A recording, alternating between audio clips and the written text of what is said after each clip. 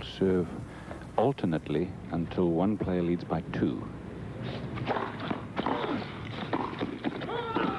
Oh, that's terrific.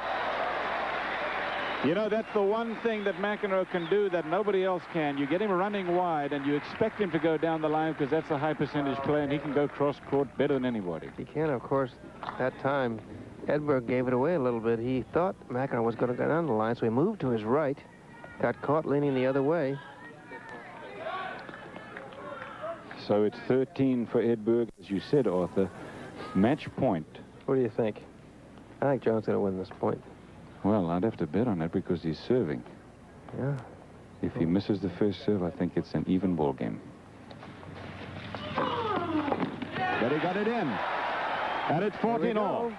I've just seen him in this situation so many times in Davis Cup where he's down an ad and pulls it out.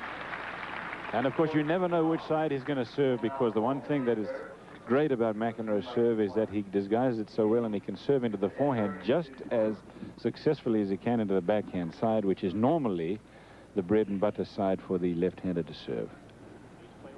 Each player will serve once now until this set is over or this match is over. And remember that, of course, they need to lead by just 2 points to win it. So Edberg will serve, and usually, because he serves first, he will be ahead, which will put McEnroe in the position of serving again at match point against him.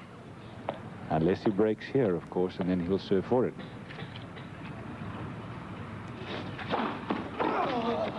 Open court volley. And indeed, McEnroe will serve this one now. And he has to win the point to stay in the match. Has to win.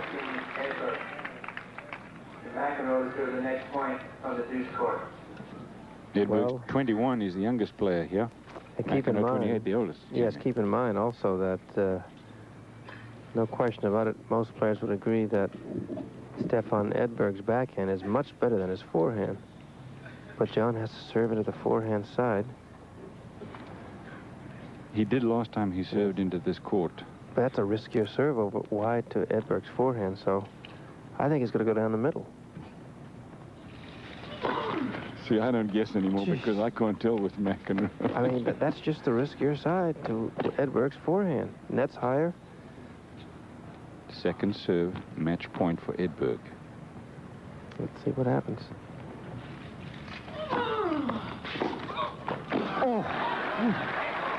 A matter of a hair's breadth between winning and losing that match for Edberg, and, of course, $30,000. Watch it. Yes. To watch that again. Edberg just got a bit too far away from it. That's all there is to it. Arthur, for a guy who's supposed to have a better backhand than forehand, and I agree with you. Why would he run around his forehand? Exactly. Or his backhand? Right. Well, apparently he doesn't think it's that much worse. No. I don't know. He just thought he could nail the ball down the line. I think he's closed the gap between his forehand and backhand, honestly. I don't think so. No, his backhand is a great shot. His forehand is mishits it every once in a while. 15 points all. McEnroe will get this. And now he'll serve for the match. And a let cord from John McEnroe. His return of serve actually hit the top of the net, forcing Stefan Edberg to hit a half volley, which popped up into the air. And now John McEnroe will serve into the ad court with his first match point. Remember that if McEnroe wins this point, Edberg is, to all intents and purposes, out of this thing. On the other hand, he'll just be a spoiler then in this last match. But what it does is it gives McEnroe a very good chance to get right up there with Pat Cash, who trails Lendl by just a few dollars.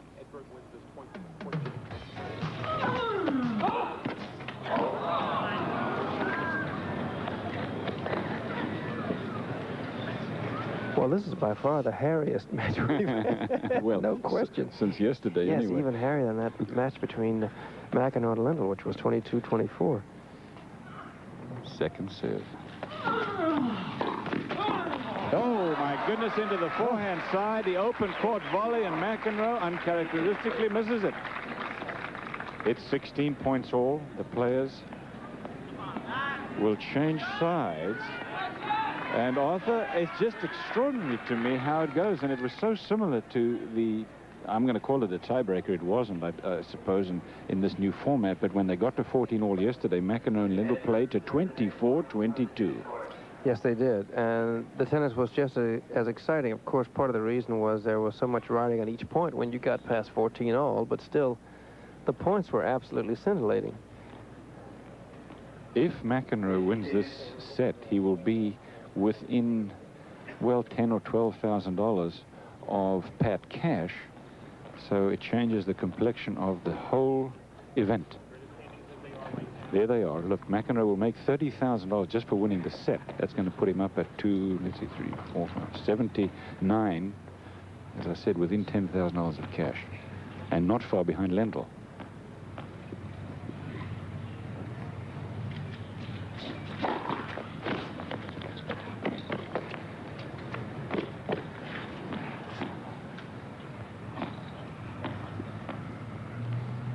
$16 points all.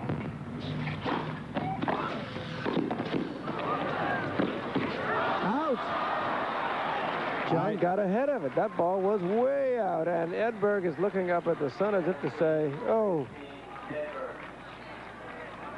This must be Edberg's day, is what he's thinking, because he just can't believe that McEnroe gave him that as a early Christmas gift. But, you know, that's the second time that has happened and during this competition, not necessarily from McEnroe, which players coming at full bore close to the net to hit a ball that looks like it's just a sitter, and they hit it out. I think it's because of the court surface. They're just not used to the tempo of the bounce. So McEnroe now down match point.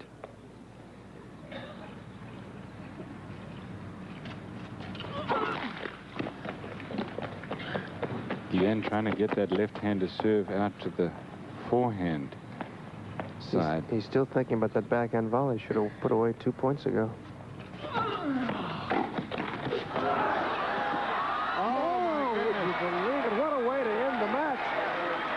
$30,000, so Stefan Edberg has now kept himself in the race for the final tomorrow, which will be the best of 5 21-point sets. Things are closing in on all 4 players. Here's the last point again. You watch that last point. Edberg just gets a net cord over, and it bounces, and McEnroe just gets his racket under it, but can't quite get it over. Point and match Edberg, and he's back in the thick of things.